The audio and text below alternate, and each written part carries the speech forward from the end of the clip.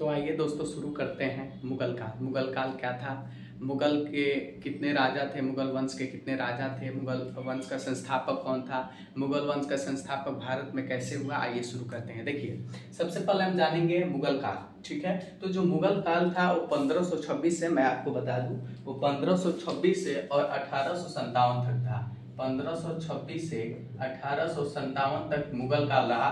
बीच में 15 वर्ष कम रहा। बीच में 15 वर्ष का मतलब इसको टोटल जोड़ा जाए तो मुगल काल 331 वर्ष रहा था, लेकिन बीच में 15 वर्ष सूर्य वंश का शासन रहा, तो उसको हम निकाल देंगे तो 316 वंश तक पूरा मुगल वंश का शासन रहा भारत पे।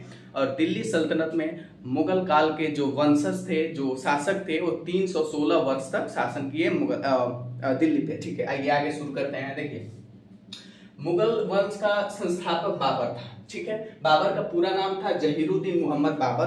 आगे आइए, बाबर जो था वह 1483 ईस्वी में इसका जन्म हुआ। फरगान में हुआ, जो अभी का उज्बेकिस्तान पड़ता है, उज्बेकिस्तान। ठीक है, उनके पिता का नाम, बाबर के पिता का नाम उमर शेख मिर्जा था। वो फरगान के राजा थे जो कि तैमूर वंश के थे। अब देखिए उमर शेख मिर्जा जो थे वो फरगान के राजा थे। फरगान एक छोटा सा राज्य था, उसके राजा थे।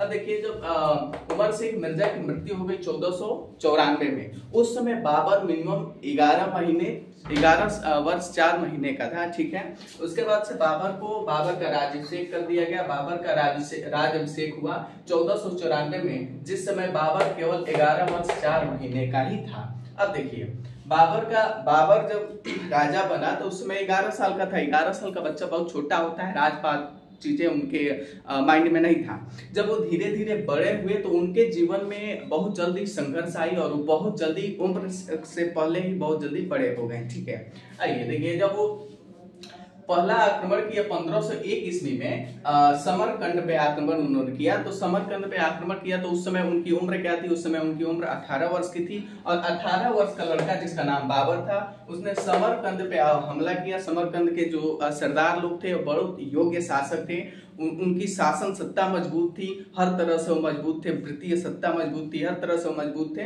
तो फिर उन्होंने बाबर को हरा दिया और वहां से खदेड़ दिया। ठीक है, बाबर हार गया और फिर वापस चला आया। जब वापस आया तो फिर उसने 1504 ईस्वी में हार नहीं मानी। फिर 1504 ईस्वी में अपने सैनिकों को मजबूत किया, अपने शस्त्र को मजबूत किया। उसने बाद फिर 1504 ईस्वी में काबुल पर हमला किया और काबुल को जीत लिया। जब वो काबुल को जीता तो वह अपने आप को एक स्वतंत्र राजा घोषित किया। और फिर 1507 ईस्वी में उसने क्या किया कि पादशाह या बादशाह की उपाधि धारण कर ली। उसे लगा कि अब हम स्वतंत्र राजा हो गए हैं, मेरी जो राज्य है वो मैंने स्वतंत्रता पूर्वक स्थापित कर लिया है। ठीक है, तो उसने 1507 ईस्वी में बादशाह नाम की उपाधि धारण कर लिया। देखिए उसने आत्मकथा लिखा, अपने बारे में लिखा आत्मकथा, जिसे बाबरनामा कहा जाता है, और वो तुर्की भाषा में लिखा था। ठीक है, तो अब देखिए उसने सड़क को मापने के लिए गज ए बाबरी का प्रयोग किया था। जैसे हम लोग मीटर, किलोमीटर या चीजें नापते हैं, तो उसने उस समय सड़कों को मापने के लिए गज ए बाबरी का प्रयोग किया। इसके महत्वपूर्ण, उसके शासन सत्ता में महत्वपूर्ण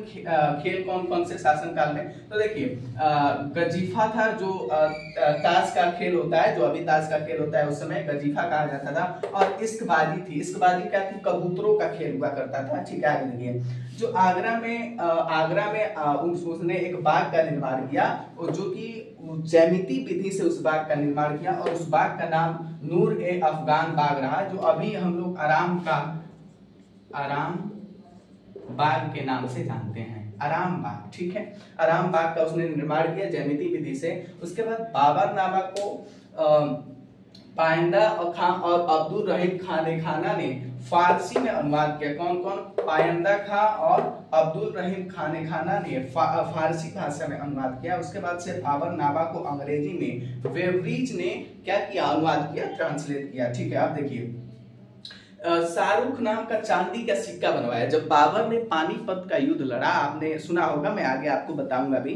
तो बाबर के जीवन में सबसे बड़ा युद्ध रहा पानीपत का प्रथम युद्ध। जब 1526 में पानीपत का प्रथम युद्ध लड़ा बाबर ने, और जब वो युद्ध जीत गया तो उसके खुशी में उसने वहां के जो खजाना था, उस खजाना को अपने संगे संबंधित रिश्तेदारों में बांट दिया। ठीक है, तो अब देखिए जब बांटा तो उसने उसी के साथ चांदी के सिक्के बंटवाए, ठीक है। तो चांदी के जो सिक्के बंटवाए थे वह शाहरुख नाम के चांदी के सिक्के बंटवाए थे। अब ये शाहरुख नाम क्यों रखा था? तो उनके कहा जाता है कि उनके किसी वंशजों में से, किसी पूर्वजों में से किसी एक का नाम या दादा का या दादा के दादा का नाम रहा होगा, तो उन्होंने उनके नाम पे शाहरुख नाम पे चांदी के सिक्के बनवाए और बंटवाए, ठीक है। आप देखिए इन्होंने किस चीज का निर्माण किया, तो जब ये भारत में आए तो इन्होंने काबुल बाग का मस्जिद का निर्माण किया, आगरा में मस्जिद बनवाए, उसके बाद बाबरी मस्जिद बनवाए जो सबसे बड़ा मस्जिद है। इसको बनवाने में जो अध्यक्षता निभाई उसने, उसका नाम था मीर बाकी था, ठीक है। आगे आइए देखिए बाबर का आक्रमण क्या क्या था, आगे देखिए। हमने आपको यहाँ कुछ आक्रमण बताए जब वो एक छोटे से राज्य का राजा था, फरगाना का राजा था। उसके बाद फिर आगे आइए, उन्होंने भारत पे आक्रमण करने के लिए कई प्रयास किए, लेकिन सफल 1526 में ही हुआ था, लेकिन प्रयास कई किए थे। देखिए पहला प्रयास था भारत पे, उसने 1519 ईस्वी में पंजाब पे उसने हमला किया। पंजाब पे जब हमला किया तो भारत के सीमा पे, भारत के सीमाई क्षेत्र पे उन्होंने हमला किया, और हमला किया ये भारत पे जाने के लिए, बाबर का ये पहला हमला था, ठीक है। अब देखिए हमने आपको बताया कि 1519 में पंजाब में उसने हमला किया भारत की सीमा पे, ठीक है। ये हमला किया था इस बात को चेक करने के लिए कि जो वहां के स्थानीय राजा है उनकी शक्तियां क्या है, उनकी कैपेसिटी क्या है। आगे ये 1520 में क्या हुआ, 1520 में उसने पुनः हमला किया सियालकोट में और दीलापुर में, ठीक है। ये राजनीतिक मुद्दा से जांचने के लिए कि भाई उनके पास शक्तियां कितनी है, हमारी शक्तियां कितनी है। आगे आइए। हाँ एक और बात, जब ये उस समय ये हमला कर रहा था, फिर देखिए देख लीजिए उसके बाद बताता हूँ। 1521 में क्या है, पंजाब के आसपास जितने भी पंजाब के आसपास क्षेत्र थे वहां हमला किया स्थानीय राजा को चेक करने के लिए। तो देखिए स्थानीय राजा पे इसने हमला किया। हमला देखिए ये हमला करता था, हमला करने के बाद अगर जीत जाए तो वहां कुछ दिन रह के उसको लूट लेता था और लूट के फिर वापस चला जाता था। ये एक लुटेरा टाइप का शासक था, ठीक है। ये किसी राज्य को जब जीत लेता था तो ये नहीं कि वहां रह के शासन करता था, ऐसा कुछ नहीं। वो सिर्फ वहां की जो कीमती चीजें हैं, बहुमूल्य चीजें हैं, उसे लूट के लेकर चला जाता था अपने यहाँ। क्योंकि भाई उसको अपने सत्ता को भी तो बचाना है, अपने शासन सत्ता को भी तो बचाना है, तो फिर वहां चला जाता था, ठीक है। अब देखिए 1524 में फिर उसने लाहौर पे हमला किया और लाहौर को जीत लिया, ठीक है। उसके बाद से जब ये लाहौर को जीत लिया तो ये करता क्या था कि भाई जीता, उसके बाद से फिर उसने वहां की चीजों को लूटता था, जो कीमती चीजें हैं। पहले जो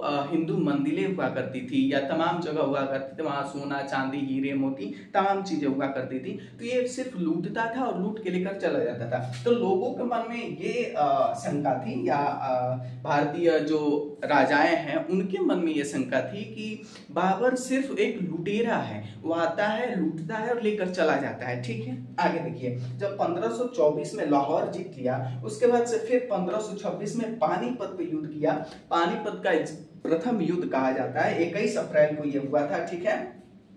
बाबर एवं इब्राहिम लोदी के बीच। इब्राहिम लोदी जो था वह एक लगभग अयोग्य शासक था, क्योंकि उससे जो वह उसका शासन काल था और वह उसका जो सत्ता था, तो देखिए जब ये राजा था शासन कर रहा था उस समय, जो इसके अमीर वहाँ के अमीर लोग थे, या जो इसके जिसे कहते हैं ना मंत्री लोग थे ना, तो ये इससे खुश नहीं थे, ठीक है, इसके खिलाफ रहते थे। तो क्या हुआ, एक तो पहली बात कि इसके मंत्री इससे खिलाफ थे, दूसरी बात ये थी कि ये उतना योग्य शासक नहीं था, लेकिन हाँ इसके पास कुल 1 लाख सैनिक बल थे, 1 लाख सैनिक बल थे और अच्छे शस्त्र भी थे, ठीक है। लेकिन ये योग्य नहीं था, नियंत्रण करना नहीं जानता था अपने सैनिकों का, ठीक है। इब्राहिम लोदी के पास लगभग वहां 1 लाख सैनिक थे, ठीक है, 1 लाख सैनिक। और जब बाबर हमला किया, पानीपत का प्रथम युद्ध किया जब, तो उस समय बाबर के पास 13,000 से 15,000 तक कुछ सैनिक रहे होंगे, ठीक है। इसके पास इतने ही, बस बात क्या था, बाबर के पास योग्य सैनिक थे, जो भी सैनिक थे वो कुशल सैनिक थे। दूसरी बात, इसके पास तोफ थी, जो कि भारत में पहली बार तोफों का प्रयोग किया गया था, और बाबर द्वारा पानीपत के प्रथम युद्ध में तोफों का प्रयोग किया गया था। तो ये और जो इसके सैनिक थे ये बहुत ही कुशल थे, और ये बाबर जो था ये एक योग्य सैनिक था, अपने सैनिकों का नियंत्रण करना जानता था, ठीक है। आगे देखिए आगे मैं आपको बताता हूँ, पानीपत की जब प्रथम युद्ध हुई थी 1526 में, तो उस समय निशानेबाजी, बाबर की तरफ से निशानेबाजी का काम किसने किया था? तो उस्ताद अली मुस्तफा ने किया था। ठीक है, उसके बाद से उपाधि, कलंदर की उपाधि इसने, बाबर को कलंदर की उपाधि दी गई। क्यों कलंदर की उपाधि दी गई ये मैं आपको बताता हूँ। देखिए, कलंदर एक उर्दू शब्द है और कलंदर का मतलब होता है कि दान देने वाला, जो सबसे ज्यादा दानी होता है, मतलब अपने जीवन काल में बहुत ज्यादा दान दे, तो उसे कलंदर कहा जाता है। तो लोगों ने उसे कलंदर कहा। कलंदर क्यों कहा मैं अभी आपको बताया हूँ कि 1526 में जब बाबर युद्ध को जीता था, पानीपत के युद्ध को जीता था, उसके कब्जे में दिल्ली और आगरा आ गया था। ये जो भारत का केंद्र था, ठीक है, जब आपको केंद्र मिल गया तो बाकी सब तो मिल ही जाएगा। तो जब ये जीत गया तो उस खुशी में इसने क्या किया कि जो खजाना था, जो राजकोष कहा जाता है, उस खजाना को खोल दिया था अपने संगे संबंधितों के लिए, अपने रिश्तेदारों के लिए, और चांदी के सिक्के बंटवाए थे, जो शाहरुख नाम से मैंने आपको स्पष्ट रूप से बता दिया है।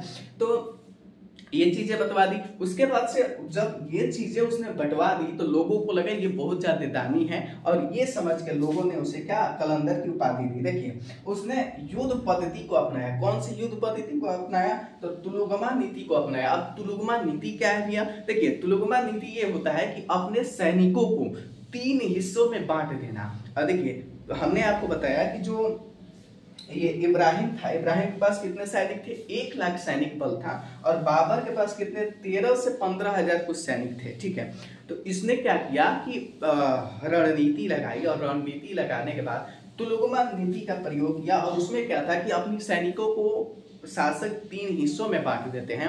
अब तुलुगमा नीति से आप कितने भी बड़े सैनिक को कितने भी कम सैनिकों से घेर सकते हैं चारों तरफ से। तो इसने तुलुगमा नीति को लगाया और अपने सैनिकों को 3 हिस्से में बांट के पूरा इब्राहिम के सैनिकों को घेर लिया। और घेरने के बाद से जब इसने तोपों का सजावट उस्मानी पद्धति से किया जाता था कि दोनों तरफ बैलगाड़ी रख के और बीच में तोप को रखा जाता था सुरक्षित रखने के लिए। देखिए, तो क्या था कि जब पहली बात कि आपको मैंने बताया कि तुलुगमा नीति का प्रयोग किया, दूसरी बात ये तोप का प्रयोग किया, ठीक है, उस्मानी पद्धति से तोपों का प्रयोग किया। अब देखिए, अब आप कहेंगे कि इब्राहिम के पास 1 लाख सैनिक थे। 1 लाख सैनिक बल बहुत होता है, 15,000 के आगे 1 लाख तो बहुत होता है। तो फिर बाबर जीता कैसे? देखिए, पहली बात, इब्राहिम को अपने सैनिकों पर नियंत्रण करना नहीं आता था। दूसरी बात की उसके सैनिक में योग्य सैनिक नहीं थे। हालांकि ऐसा नहीं है, उसके पास घोड़े थे, उसके पास हाथियां थी, तमाम हाथियां थी, और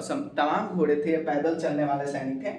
लेकिन दिक्कत क्या थी कि इसने नीति से युद्ध लड़ा बाबर ने। और बाबर का क्या था कि बाबर के पास तोफ था, ठीक है, जो कि भारत के लोग कभी देखे नहीं और जानते नहीं थे। जब ये तोफ का प्रयोग कर रहा था युद्ध में, तो तोफ जब चल रही थी तो इब्राहिम के जो हाथी घोड़े थे वो मतलब डर जा रहे थे, और डरने के बाद वो अपने ही सैनिक को कुचलने लग रहे थे और भगदड़ मच गई। जब भगदड़ मची तो हाथी घोड़े आपस में दौड़ने लगे, भगने लगे, तो इब्राहिम के सैनिक खुद अपने ही हाथी घोड़े से कुचल के मरने लगे, और सैनिकों में तफरा तफरी मच गई। धीरे धीरे सैनिक भगने लगे, मरने लगे।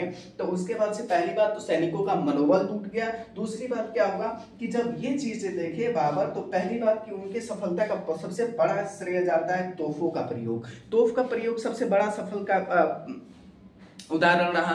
तो तोपों का प्रयोग से ये हाथियों को और तमाम सैनिकों को मारने में मदद मिली। दूसरी बात, इसने तुलुगमा नीति का प्रयोग किया था, तो उसमें सैनिकों को चारों तरफ से घेर लिया गया। उसके बाद से फिर युद्ध किया गया। उस युद्ध में इब्राहिम लोदी मारे गए और भारत पे बाबर का सत्ता स्थापित हुआ, और जिसने मुगल वंश की नींव रखी। ठीक है, अब देखिए मैं आपको आगे बताता हूँ। इसके बाद से जब 1526 में इस युद्ध को समाप्त किया गया, तो फिर खानवा का युद्ध हुआ राणा संगा के साथ। राणा संगा कौन थे? महाराणा प्रताप के पिताजी थे राणा संगा।